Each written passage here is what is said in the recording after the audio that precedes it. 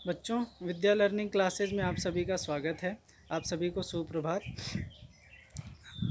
इसके पहले बच्चों हम लोगों ने जो विगत वर्ष के पेपर थे उसको हल करना प्रारंभ कर दिए थे।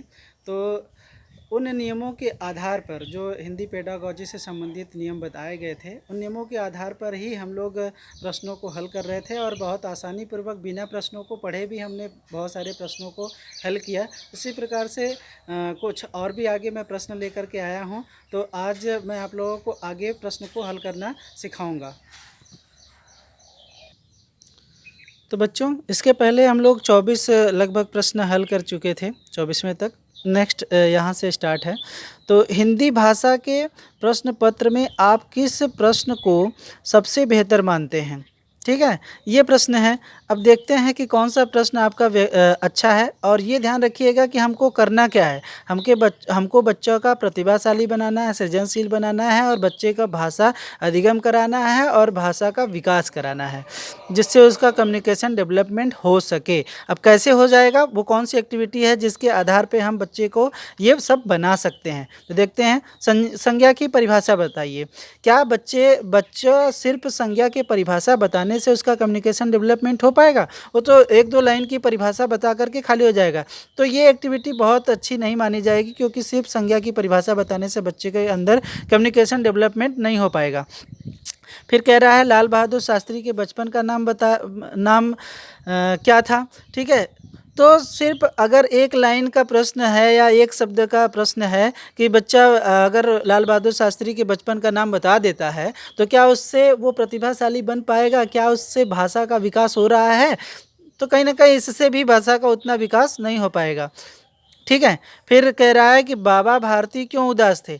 सिर्फ किताब में से कुछ ऐसे चीज़ों को बता लेना कि बाबा भारती क्यों उदास थे, तो इससे भी बच्चे का बहुत ज़्यादा कम्युनिकेशन डेवलपमेंट नहीं हो पा रहा है, बच्चा का भाषा विकास नहीं हो पा रहा है। जो कि हमको भाषा का विकास करना है, तो किस एक्टिविटी से वो ज़्यादा होगा? अब डी को पढ़ते हैं, देखते हैं। अगर आप बाबा भारती के जगह होते तो क्या करते? देखिए, अब ये एक्टिविटी करने से कहीं ना कहीं बच्चे का डेवलपमेंट होगा। क्योंकि अगर मैं बच्चे को बाबा भारती के स्थान पे रख करके कहूँ कि अगर तुम बाबा भारती होते और सोच के बताओ कि तुम क्या करते ना, तो बच्चा अपने आप को बाबा भारती के स्थान पे रखता और उनके चीज़ों को कहीं ना कहीं बताने का प्रयास करता। तो कहीं ना कहीं सोचने की क्षमता डेवलपमेंट हो रही है उसके अंदर तर्क करने की क्षमता डेवलपमेंट हो रही है, कहीं ना कहीं समझ विकसित हो रही है और दूसरों को समझा भी पा रहा है। और कहीं ना कहीं जो भाषा कौशल है उसको डेवलपमेंट वो कर रहा है। अगर मैं कहूँ कि आज वर्तमान समय में बच्चों तुमको मोदी बना दिया जाए, तो तुम क्या करोगे?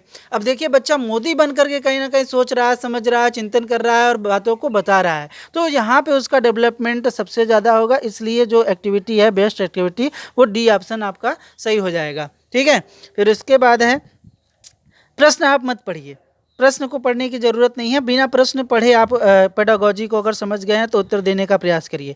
ये कह रहा है कि कविता का अर्थ निश्चित कविता का एक निश्चित अर्थ होता है। कभी भी कविता का एक निश्चित अर्थ नहीं होता है, क्योंकि जब हम कविता पढ़ते हैं तो उसके बहुत सारे अर्थ निकल करके सामने आते हैं। हमको ये देखना रहता है कौन सा अर्थ उसका सही बैठ रहा है वहाँ पे। तो एक अर्थ तो नहीं होता है। नेक्स्ट देखते हैं, कविता के एक से अधिक अर्थ होते हैं। ये बहुत अच्छी बात कह रहा है, सही भी कह रहा है कि कविता के एक से अधिक अर्थ होते हैं या हो सकते हैं। ठीक है, तो ये तो ठीक कह रहा है। नेक्स्ट देखते हैं, कविता में सामाजिक परिस्थितियों की झलक नहीं होती है। ये गलत कह रहा है कि कविता में सामाजिक परिस्थितियों, जो हमारे पुराने राइटर थे वो सामाजिक के चीज़ों को लेकर के भी बहुत सारी कविताएं लिखे हुए हैं। समाज में जो हमारे ऐतिहासिक चीज़ें भी घटित हुई हैं उसको भी लेकर के कहीं ना कहीं बताए हैं, दर्शाने का प्रयास किए हैं। तो कहीं ना कहीं ये भी बातें कह रहा है, गलत कह रहा है। ठीक है। फिर कविता में राजनीतिक स्थितियों की झलक नहीं होती है। ये भी चीज़ें गलत है, क्योंकि हमारे बहुत सारे जो राजनेता रहे हैं, लाल बहादुर शास्त्री, महात्मा गांधी, सुभाष चंद्र बोस, रानी लक्ष्मीबाई, उन सबों पे बहुत सारी कविताएं लिखी गई हैं या फिर कवियों ने बहुत अच्छे तरीके से उनको प्रस्तुत भी किया है।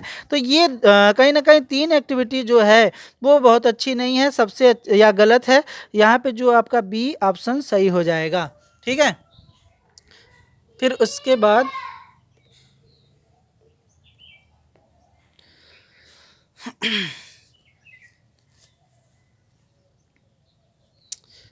नेक्स्ट है, कोई भी भाषा पुस्तक भली सभी सफल मानी जाएगी या तभी सफल मानी जाएगी, कोई भी भाषा पुस्तक तभी सफल मानी जाएगी जब वह बच्चों में साहित्य की धरोहर और वर्तमान साहित्य के प्रति उत्सुकता बनाए।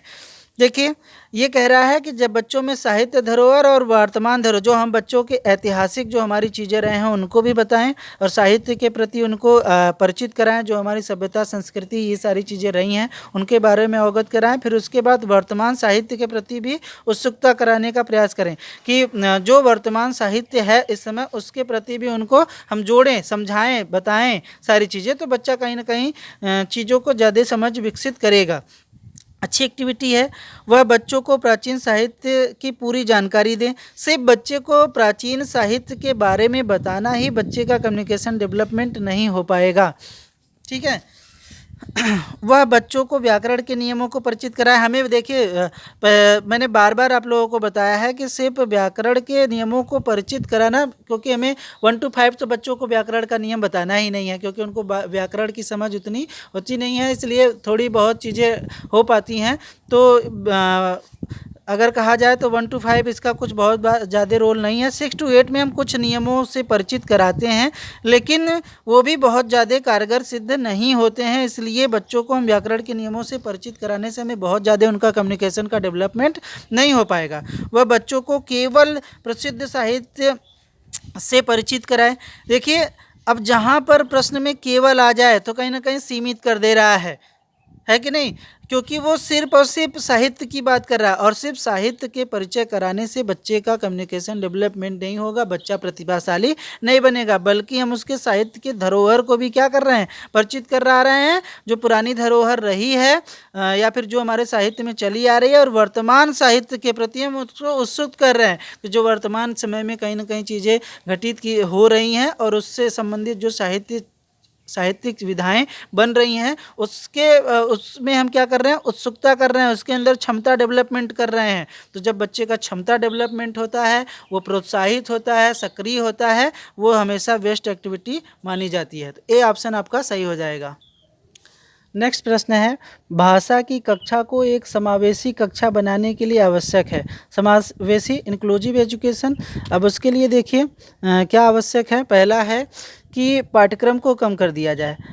कम करने से बच्चे के अंदर बच्चे को हम प्रतिभाशाली नहीं बना सकते हैं, क्योंकि उसमें बहुत सारे बच्चे आते हैं समावेशी के अंतर्गत। कहीं ना कहीं आप देखे होंगे कि प्रतिभाशाली, सृजनशील, सृजनात्मक, फिर उसके बाद आप देखे होंगे पिछड़े बालक, मंदित मना बालक, शारीरिक रूप से पिछड़े बालक, ये सभी बालक आते हैं। जब हम पाठ्यक्रम कम कर देंगे तो उनको सिखाएंगे क्या, बताएंगे क्या, तो उनके अंदर कैसे हम कम्युनिकेशन डेवलपमेंट करेंगे, उसको सिखाने की पद्धति को कैसे डेवलपमेंट करेंगे। तो पाठ्यक्रम को कम कर देने से कहीं ना कहीं चीज़ों को हम सिखा बता नहीं सकते हैं, तो ये एक्टिविटी बहुत अच्छी नहीं है। भाषाई कुशलताओं का आकलन न किया जाए। देखिए, जब हम बच्चों को सिखाते हैं तो उन सिखाने के साथ साथ कहीं ना कहीं असेसमेंट भी करते हैं और ये भी देखते हैं कि बच्चे को सीखने में कहाँ बाधा आ रही है या कहाँ पे समस्याएं आ रही हैं। जब समस्याएं आती हैं तो हम उसको कहीं ना कहीं समाधान करने का प्रयास करते हैं अपने स्किल्स के द्वारा, अपने शिक्षण विधियों के द्वारा, अपने शिक्षण सूत्रों के द्वारा कहीं ना कहीं उनको सीखने बताने का अवसर देते हैं या फिर सिखाने का प्रयास करते हैं, जिससे वो अधिक से अधिक सीखते हैं। तो आकलन भी करना जरूरी है ना भाषाई कुशलताओं में। नेक्स्ट है, विभिन्न प्रकार के दृश्य श्रव्य सामग्री का उपयोग किया जाए। देखिए, जब बच्चों को हम ऑडियो विजुअल और वीडियो विजुअल चीज़ों का प्रयोग करके सिखाते हैं, अगर मान लीजिए एक अंधा बच्चा है, अगर हम ब्लैक बोर्ड पर लिख दे रहे हैं तो क्या बच्चा वो लिख लेगा या समझ जाएगा? जब हम लिखते समय क्या करें, ब्लैक बोर्ड पे लिखते समय अगर उसका उच्चारण भी कर रहे हैं, बोल भी रहे हैं, तो कहीं ना कहीं बच्चा सुन करके, अगर नहीं दिखाई दे रहा है तो सुन करके भी उसको लिख सकता है। तो जब हम विभिन्न प्रकार के उनको दृश्य श्रव्य सामग्री, जो देखने वाला है, सुनने वाला सामग्री है, उसका प्रयोग करके अगर सिखा रहे हैं तो बच्चा सबसे अधिक सीखेगा, चाहे जिस प्रकार का बच्चा हो, चाहे प्रतिभाशाली हो, चाहे सृजनात्मक हो, चाहे रचनात्मक हो, चाहे जिस कैटेगरी में वो आता हो। तो ये बहुत अच्छी एक्टिविटी है। लेकिन नेक्स्ट देख लेते हैं, पाठ्य पुस्तकों को पाठ कम कर दिया जाए। देखिए, पाठ्य पुस्तकों में से पाठ कम कर देने से कहीं ना कहीं बच्चा उसकी हानि ही होगी। वो सीखने में उसको कहीं ना कहीं बहुत ऐसी चीज़ें होती हैं जो हम पाठ में सम्मिलित करते हैं। जैसे आप देखे होंगे कि हम नाटक भी करते हैं, साहित्यिक विधाएं भी करते हैं, कविताएं भी करते हैं, समाज से संबंधित जो ज्वलनशील मुद्दे होते हैं उनको भी रखते हैं। फिर आप देखे होंगे कि बहुत सारे विधाओं से हम पाठ को या पाठ्य पुस्तकों में पाठ को निर्माण करते हैं, ताकि सभी बच्चों का सभी क्षेत्रों में डेवलपमेंट हो सके। तो कम कर देने से बच्चे का डेवलपमेंट नहीं होगा। जो बेस्ट एक्टिविटी है वो आपका सी है, तो ये सी ऑप्शन आपका सही हो जाएगा। अब देखिए नेक्स्ट है, अंतःवाक की संकल्पना किससे संबंध है। अब देखिए ये सीधा सीधा आपसे प्रश्न पूछ लिया गया है कि अंतःवाक की संकल्पना किससे है। चामस्की जोर देते हैं समाज से सीखने पर, जन्मजात कहते हैं कि जन्मजात होती है शक्ति जो बच्चा सीखता है ना। फिर कहते हैं कि बच्चा कहीं ना कहीं समाज से अनुकरण करता है, या फिर कह लीजिए कि समाज से वो आत्मसात करता है या अर्जित करता है ना। तो चामस्की समाज से और जन्मजात पे बल देते हैं। वाइगोत्स्की महोदय कहते हैं कि बच्चा क्या करता है, कहीं ना कहीं विद्यालय से सीखता है, परिवार से सीखता है, फिर उसके बाद वो समाज से अंतःक्रिया करता है ना, सामाजिक अंतःक्रिया करता है, तब सबसे ज़्यादा सीखता है। तो जो अंतःक्रिया है वो वाइगोत्स्की का दिया हुआ सिद्धांत है। पावलोव कहते हैं कि कहीं ना कहीं बच्चा क्या करता है, वो अभ्यास के द्वारा सीखता है। स्किनर कहते हैं कि अनुकरण द्वारा सीखता है ना, या फिर पुनर्वलन द्वारा सीखता है। मैंने आप लोगों को बताया था, ये कहीं ना कहीं चारों चीज़ों की चर्चा हमने उस नियम में किया था। तो ये सीधा सा प्रश्न है, ये वाइगोत्स्की हो जाएंगे इसके। फिर उसके बाद है, भाषा की भी चिंतन के संबंध में होता है, ये कथन है। बहुत अच्छा, अगर आप पेडागोजी समझ चुके हैं तो ये बहुत अच्छा प्रश्न है। ठीक है, कह रहा है भाषा का भी चिंतन से संबंध होता है, ये कथन है। पूर्णतया सहमत है ना, या फिर आंशिक रूप से सही है, या फिर पूर्णतया गलत है, या फिर व्यर्थ का है। देखिए, जब भाषा का जो चिंतन होता है उससे बिल्कुल कहीं ना कहीं आप देखे होंगे कि पूर्णतया सहमति होती है, या फिर पूर्णतया ये माना जाता है कि भाषा का चिंतन जब बच्चा किसी भी चीज़ को सुनता है ना, समझने के साथ बोलता है, बोलने के साथ साथ वो पढ़ता है, पढ़ने के पश्चात कहीं ना कहीं उस चीज़ों को वो लिखता है, लिखने के बाद उसके अंदर एक समझ होती है, फिर वो उन्हीं बातों को समझाता है, समझाने के बाद कहीं ना कहीं उसके अंदर चिंतन करने की क्षमता डेवलपमेंट होती है, तो वो भाषा के द्वारा ही होती है। तो दोनों में क्या है, ये कहीं ना कहीं कोरिलेशन या संबंधित चलता है। तो ये पूर्णतः रूप से संबंधित होगा या पूर्णतः रूप से सही होगा, या आंशिक रूप से सही नहीं होता है, क्योंकि ये चक्र या क्रमबद्ध रूप से यही प्रक्रिया चलती है सीखने सिखाने की। पहले बच्चा सुनेगा, फिर उसके बाद कहीं ना कहीं बोलेगा, पढ़ेगा, लिखेगा, फिर समझेगा, समझने के बाद उसकी चिंतन की प्रक्रिया होती है। तो ये बिल्कुल आपस में एक क्रमबद्ध तरीके से चलता है, पहले पढ़ना, फिर उसके बाद सुनना, पढ़ना, पढ़ना, बोलना, बोलना, तो ये क्रियाएं साथ साथ में चलती है, इसलिए ये पूर्णतः सम्मत हुआ। ठीक, तो आज के लिए इतना ही बच्चों। नेक्स्ट वीडियो में मैं आप लोगों को और भी बहुत सारे प्रश्नों को लेकर के आऊँगा। बच्चों, मुझे जहाँ तक लग रहा है आप लोगों को भी बहुत इंजॉय आया होगा प्रश्नों को हल करते समय। मैं ऐसे भी सिर्फ आपको आंसर ही बता देता, लेकिन अगर जब सही ढंग से उसकी व्याख्या की जाती है, एक एक आखिर वो प्रश्न क्यों सही है या एक्टिविटी क्यों सबसे ज़्यादा सही है, ये जब तक आप जानेंगे नहीं, समझेंगे नहीं, क्योंकि मैंने जो नियम बताए थे उन्हीं नियमों पर हमको कार्य करना है, उन्हीं नियमों की सहायता से कहीं ना कहीं हमें प्रश्नों को हल करना है, और वो आपके लिए नियम बहुत ही आवश्यक है। जब तक उस चीज़ों को, नियम को आप सही ढंग से समझेंगे नहीं, सुनेंगे नहीं, तब तक कहीं ना कहीं आप प्रश्नों को हल करने में आपको कठिनाई आएगी। ठीक है, तो बच्चों, आप अगर पिछला वीडियो या फिर कह लीजिए कि वो महत्वपूर्ण 30 नियम नहीं देखे हैं तो प्लीज़ उस नियम को फिर से जाइए और देखिए। फिर उसके बाद जितने भी वीडियो मैं बनाऊंगा, प्रश्न को हल करने का तरीका बताऊंगा, तो आप लोगों को आसानी पूर्वक वो समझ में आएगा। अन्यथा आप अगर उस 30 नियमों को नहीं देखे हैं, नहीं समझे हैं, तो कहीं ना कहीं कठिनाई आएगी, आप भी प्रश्नों को गलत करेंगे।